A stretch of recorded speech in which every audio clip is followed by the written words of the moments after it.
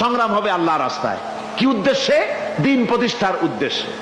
কোরআনে কারীমে রব্বুল আলামিন বলেছেন, আল্লাযীনা আমানু ইউকাতিলুনা ফি সাবিলিল্লাহ, যারা নাকি ঈমানদার তারা লড়াই করে আমি আল্লাহর রাস্তায়, আমি আল্লাহর পথে তারা লড়াই করে, সংগ্রাম করে আমার দেওয়া জীবন ব্যবস্থা প্রতিষ্ঠার জন্য।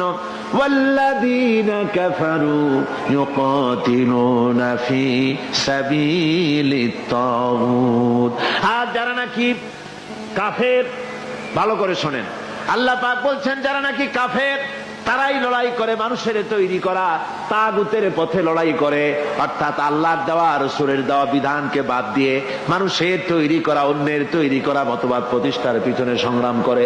এখন আপনি দেখেন এই পৃথিবীতে সমাজতন্ত্র কার তৈরি? মানুষের। আল্লাহর না মানুষের? জোরে বলেন, এটা কার তৈরি? আল্লাহর না মানুষের? জাতীয়তাবাদ কার তৈরি? আল্লাহর না মানুষের? পুঁজিবাদ কার তৈরি? আল্লাহ না মানুষের? সমাজতন্ত্র কার তৈরি? আল্লাহ না মানুষের? ধর্মনিরপেক্ষতাবাদ কার তৈরি? আল্লাহ না মানুষের?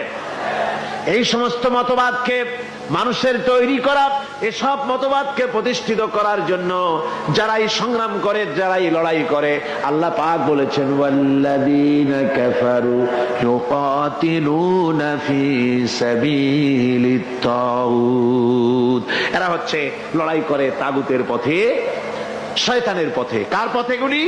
শয়তানের পথ। জোরে বলেন, এই পথগুলি কার? শয়তানের পথ। যারা মুমিন তারা লড়াই করবে আল্লাহর পথে। সুতরাং লড়াই হতে হবে সব সময় আল্লাহর পথে, আর সেই লড়াই বিচ্ছিন্ন ভাবে নয়, কাতারবন্দী হয়ে সুসংহত সাংগঠনিক প্রক্রিয়ায় সুশৃঙ্খল ভাবে সাংগঠনিক ফয়সলা সিদ্ধান্তকে মেনে নিয়ে আমিরের হুকুমকে অনুসরণ করে ঐক্যবদ্ধভাবে যদি লড়াই হয়, সে লড়াইয়ে বিজয় আসবে আল্লাহর পক্ষ থেকে। বিচ্ছিন্ন ভাবে নয়, ঐক্যবদ্ধভাবে কাজ করতে হবে। এই আয়াতের মূলনীতির ভিত্তিতে রাসূল পাক সাল্লাল্লাহু আলাইহি ওয়াসাল্লামের নেতৃত্বাধীন এমন এক মহা সামরিক শক্তি গড়ে উঠেছিল, যার সামনে তদানীন্তন রোম, পারস্য পদানত হয়েছিল। সুবহানাল্লাহ পড়ে। সুতরাং এমন একটি বাহিনী গড়ার জন্য মুমিনদের প্রতি বলা হচ্ছে যে তোমরা হবে সেই ধরনের বাহিনী যারা নাকি লড়বে আল্লাহর রাস্তায়, আল্লাহর পথে লড়াই করবে নিজেদের জান এবং মাল দিয়ে, ঐক্যবদ্ধভাবে। তারপরে আল্লাহ রাব্বুল আলামিন বলছেন ওয়াইয ক্বালা মূসা লিকওমিহি ইয়া কওমি লিমা তুযুনানি ওয়াকাদ তা'লামুনা আন্নী রাসূলুল্লাহি ইলাইকুম ফালাম্মা যাগু আযাগাল্লাহু কুলুবাহুম আল্লাহু লা ইয়াহদিল কওমাল ফাসিকিন। স্মরণ করো মুসা আলাইহিস সালামের কথা। এই কথাগুলি আল্লাহ মুসলমানদের স্মরণ করাচ্ছেন। কাদেরকে? মুসলমানদেরকে। মুসা আলাইহিস সালামের কথা স্মরণ করো। তিনি তার কওমদেরকে বললেন, হে কওম, হে আমার জাতি, তোমরা কেন আমাকে উৎপীড়িত করছো, কেন আমাকে কষ্ট দিচ্ছ? ওয়াকাদ তা'লামুনা আন্নী রাসূলুল্লাহি ইলাইকুম, আর একথা তোমরা ভালো করেই জানো যে আমি তোমাদের জন্য রাসূল হয়ে এসেছি আল্লাহর পক্ষ থেকে। বন্ধুগণ, কোরআনে কারীমে একথা বলা হয়েছে, সর্বত্র প্রায় এসেছে, নবীদের উপরে সমকালীন যুগের লোকেরা নবীদেরকে কষ্ট দিয়েছে, মুসিবত দিয়েছে। কারণ কি? নবীদের স্বভাব খারাপ ছিল, তাই নাকি? নাউযুবিল্লাহি মিন যালিক। নবীরা স্বভাব চরিত্রের দিক থেকে সর্বশ্রেষ্ঠ। নবীদের জন্য সমকালীন লোকেরা খেপলো কেন? খেপেছে একটাই কারণ ছিল। নবীদের বিরুদ্ধে খেপার একটি কারণ, তা হচ্ছে নবীরা দুনিয়ার মানুষের সামনে বলেছেন ইয়া কওমি ইবুদুল্লাহা মা লাকুম মিন ইলাহিন গায়রুহু। নবীরা দাওয়াত দিয়েছেন, ও আমার কওম, ও আমার জাতি, এক আল্লাহ ছাড়া কারো গোলামি করা যাবে না, কারো আনুগত্য করো না, দাসত্ব করো, গোলামি করো একমাত্র আল্লাহ রাব্বুল আলামিনের। অন্য আয়াতে এসেছে আল্লাহ পাক বলেছেন وَلَقَدْ بَعَثْنَا فِي كُلِّ أُمَّةٍ رَسُولًا أَنِ اعْبُدُوا اللَّهَ وَاجْتَنِبُوا الطَّاغُوتَ। আমি এমন কোন জাতি নাই, এমন কোন দল নাই যাদের জন্য নবী প্রেরণ করি নাই। নবীরা গিয়া তাদেরকে বলেছেন এক আল্লাহর গোলামি করো আর মানুষের দাসত্ব, তাগুতের গোলামি বর্জন করো, আল্লাহর গোলামি করো। এই কথা বলার সঙ্গে সঙ্গে তাগুত খেপে গেছে। কে খেপে গেছে? কে খেপেছে? তাগুত সহ্য করতে পারে নাই। তাগুত বলা হয় সেই শক্তিকে যে শক্তি নিজে শুধু আল্লাহর আইন অমান্য করে বসে থাকে না, অন্যদেরকেও আল্লাহর আইন অমান্য করতে বাধ্য করে। ওরাই খেপে গেল। ওরা খেপে মার আরম্ভ করে দিল। হযরতে মুসা আলাইহিস সালাম মার খেয়েছেন।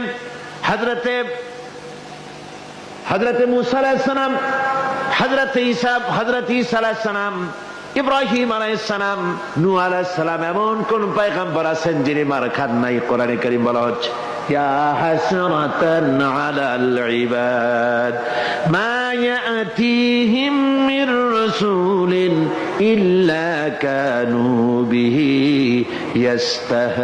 ইস্তাহজিউন। আফসোস বান্দার উপরে, এমন একজন রাসূলও পাঠাই নাই যার সঙ্গে সমকালীন যুগের লোকেরা ঠাট্টা করে নাই, বিদ্রুপ করে নাই, পাগল বলে নাই। এমন একজনও পাঠাই নাই। যাকেই পাঠিয়েছি তার সাথে সমকালীন লোকেরা ঝগড়া বিবাদ করেছে, মারধর করেছে, অত্যাচার করেছে। বিশ্বকবি, কবি সম্রাট আল্লামা ইকবাল রহমাতুল্লাহ আলাইহি বলেছেন, সতীজা কা রহা হ্যায় अज़ल से ताइमरोज सतेजा का रहा है असल से ताइमरोज चरागे मुस्तफावी से शरारे बुलावीस। মুস্তফার দ্বীপ শিখার সাথে, মুস্তফার দ্বীপ শিখার সাথে আবু লাহাবের অগ্নিস্ফুলিঙ্গের সংঘর্ষ চলে এসেছে। আবহমান কাল থেকে শুরু হয়েছে, আজও চলছে, কিয়ামত পর্যন্ত চলতে থাকবে। তবে কিনা আবু জেহেলের, আবু লাহাবের অগ্নিস্ফুলিঙ্গ নির্বাপিত হয়ে যাবে, আর মুস্তাফা সাল্লাল্লাহু আলাইহি ওয়াসাল্লামের দীপ শিখা জ্বলতেই থাকবে, নিভে যাবে না। সুবহানাল্লাহ পড়ে, নিভে যাবে না। কারণ হচ্ছে আল্লাহ পাক বলেছেন ইউরিদুনা লিইউতফিউ নূরাল্লাহি বিআফওয়াহিহিম ওয়াল্লাহু মুতিম্মু নূরিহি ওয়ালাউ কারিহাল কাফিরুন। কাফের বেঈমানেরা চায় মুখের ফু দিয়ে আমার আলোকে নির্বাপিত করে দেবে, আমার দ্বীনকে দুনিয়া থেকে মিটিয়ে দেবে। আল্লাহ পাক বলেন আমি আমার দ্বীনকে পূর্ণতা দান করব, জাঁকজমকের সাথে আমার দ্বীন দুনিয়ার বুকে প্রতিষ্ঠিত হবে। তাতে কাফেরদের কলিজার ভিতরে যতই জ্বালা যন্ত্রণা হোক না কেন, ওদের মনে যত কষ্ট হোক, ইসলাম প্রতিষ্ঠিত হবে। আল্লাহ বলেছেন। কে বলেছেন? আল্লাহ পাক। আমি আমার দ্বীনকে পূর্ণতা দান করব। সুতরাং কাফেররা বাধা দিল নবীদের। কারা বাধা দিল? কাফেররা। যারা বাধা দিল তারা সংখ্যায় 3 শ্রেণী। কয় শ্রেণী? ভালো করে মনে রাখেন। 3 শ্রেণীর লোকেরা নবীদেরকে বাধা দিয়েছে। মুসা আলাইহিস সালাম বলছেন, কেন আমাকে কষ্ট দিচ্ছ অথচ তোমরা জানো যে আমি আল্লাহর রাসূল? এই যে পয়গম্বরদেরকে বাধা দিল 3 শ্রেণীর লোকেরা। কারা দিল? 3 শ্রেণীর লোকেরা দিল। প্রথম শ্রেণী হচ্ছে রাষ্ট্রশক্তি। প্রথম কারা? 2 নম্বরে বাধা দিল বিত্তশালী, যাদের টাকা আছে, পয়সা আছে, বড় লোক। এই বিত্তশালী ধনাঢ্য ব্যক্তি হলো 2 নম্বর। আর 3 নম্বরে বাধা দিল ধর্মের নামের 1 শ্রেণীর ব্যবসায়ীর দল। তাহলে কয়টা হলো? 3টা। 3 শ্রেণীর লোকেরা বাধা দিয়েছে নবীদেরকে। বর্তমানে তারা আর নাই। জি,